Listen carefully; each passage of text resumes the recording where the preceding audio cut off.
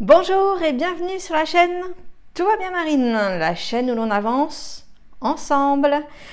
Aujourd'hui, je vais vous parler, dans la continuité du décodage de vie, de la psychogénéalogie.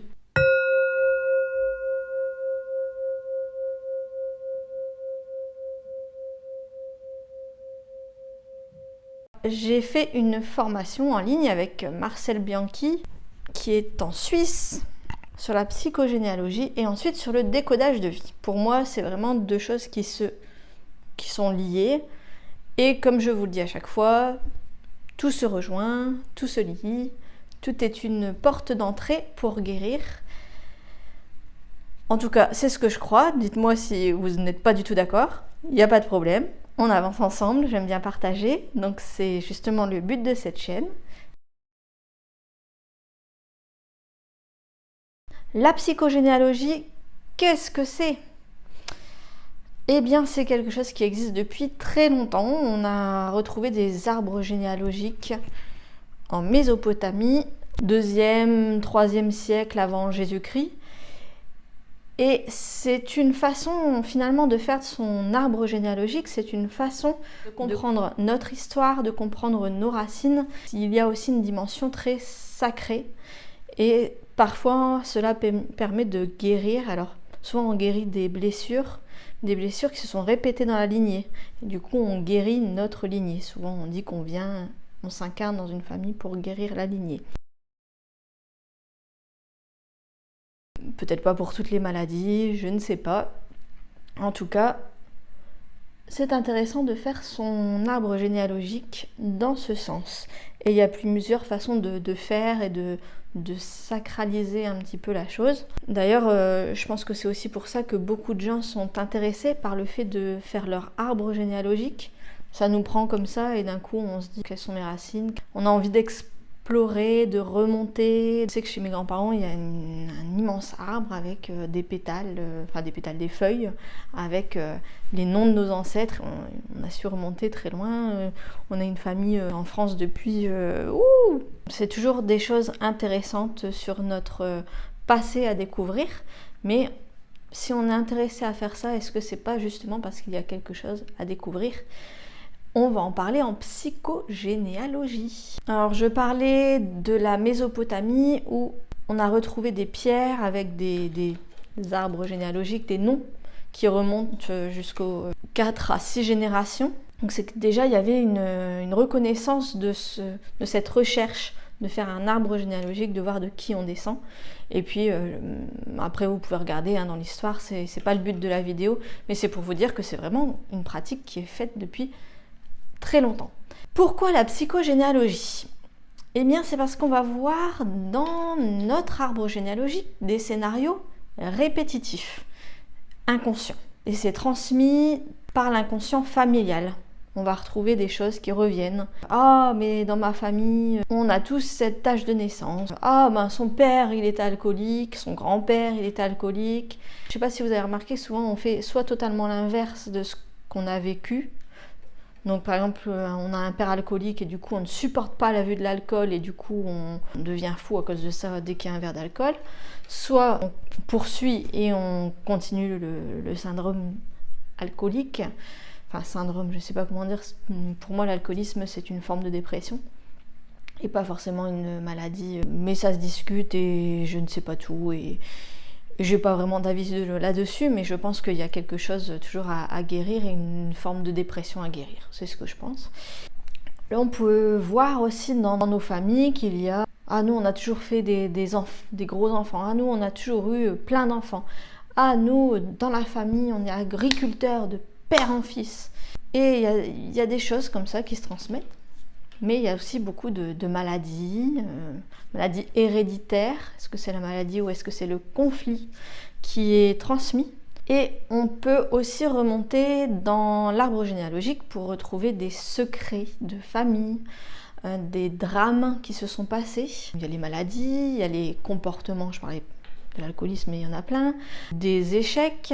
Dans certaines familles, il y a toujours des échecs professionnels, des choses qu'on n'arrive pas à surmonter dans la famille. Par exemple, un père qui abandonne ses enfants, ou une mère.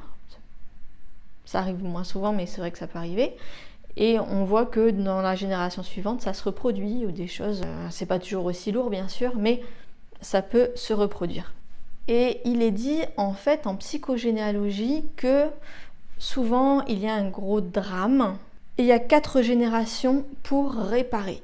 Si donc ça se reproduit de façon psychologique, c'est pas aussi dur que qu'il y a eu à la première génération. J'espère que je suis claire.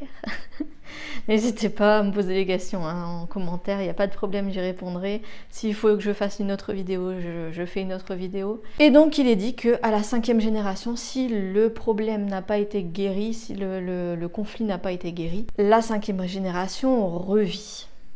Alors je ne sais pas si vous vous souvenez, j'avais fait une vidéo avec Céline qui expliquait les constellations familiales.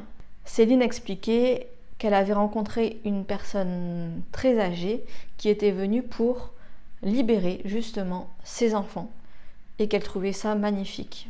Donc voilà, il y en a qui conscientisent que s'ils ne veulent pas laisser quelque chose d'héréditaire dans la lignée, il va falloir que eux-mêmes guérissent. Et parfois ça libère l'ensemble de la lignée, c'est assez pas choquant, mais voilà, des fois vous réalisez des choses, vous guérissez des symptômes. Et là, vous avez un appel d'une personne que vous ne vous attendiez pas du tout à avoir, quelqu'un qui avait quitté votre vie. Eh bien, voilà, il peut se passer des choses un petit peu magiques quand c'est comme ça, quand on arrive à libérer. Alors, petite précision, j'entends déjà des gens dire « Oui, mais moi, je n'ai pas grand-chose dans mon arbre généalogique parce que je n'ai pas assez d'informations. » Mes grands-parents sont décédés, je prends mon cas personnel. Du côté de mon papa, j'ai très peu d'informations et quand je fais des recherches sur internet, c'est difficile aussi. Mais de l'autre côté, j'arrive aussi à trouver. Je pense que quand il n'y a pas besoin de trouver forcément, eh bien c'est tout, ça vient pas à nous. Et puis ce qu'on a besoin de trouver, bizarrement, on le retrouve très facilement. D'ailleurs, j'ai retrouvé je ne savais pas que c'était possible, mais l'acte de naissance de mon arrière-grand-mère, son acte de mariage, des renseignements, mais vraiment des petits détails. Et je me dis, si on tombe dessus, c'est qu'on doit tomber dessus. C'est ma croyance. Tout ça pour dire que, peu importe, vous arrivez en consultation pour un décodage de vie, psychogénéalogie, pour un problème, un conflit, une maladie, eh bien, on prend ce qu'on a. Alors, je vous parlais en décodage de vie. À chaque entretien, j'avais un petit questionnaire avec plusieurs pages, plusieurs questions. Et dedans, je rajoutais souvent une feuille pour faire l'arbre généalogique dans ce dossier. Et en fait, on note ce qu'on a comme information. Si voilà, il nous manque quelque chose et que vous pouvez demander à un parent, à quelqu'un, c'est encore mieux. Sinon, c'est pas grave, on avance avec ce qu'on a. Parfois, il y a des détails. Alors, je vais vous dire un petit peu ce qu'on note, parce que ça peut être intéressant pour vous de vous dire « Ah, ça, c'est un détail à noter. » Alors, bien sûr, nom, prénom. Et alors, il y a des dates importantes. Date de naissance, date de séparation, de mariage, de divorce, de mort. C'est pas grave si vous ne les avez pas toutes. Mais vous remarquerez que parfois il y a des dates qui reviennent. Ça peut nous aiguiller. Il y a aussi quelque chose qui est un peu plus... Pour ma part, c'est ce qu'il y a de plus délicat à faire, c'est de voir les places dans la famille. Alors je prends un exemple. Moi je suis fille unique. Alors on se dit, je suis forcément numéro 1. J'aurais eu une sœur plus jeune, ça aurait été numéro 2. Voilà. C'est très simple. Vous comprenez, donc 1, 2, 3, 4, 5, le 5e enfant est numéro 5. Sauf que il faut ajouter aussi les IVG, les fausses couches. Il y a pas mal de choses à noter qui peuvent être très intéressants. Je vais vous dire ensuite pourquoi. Parce que souvent dans la psychogénéalogie, donc on note la place dans la famille, ça peut se rejoindre avec la mère, le père.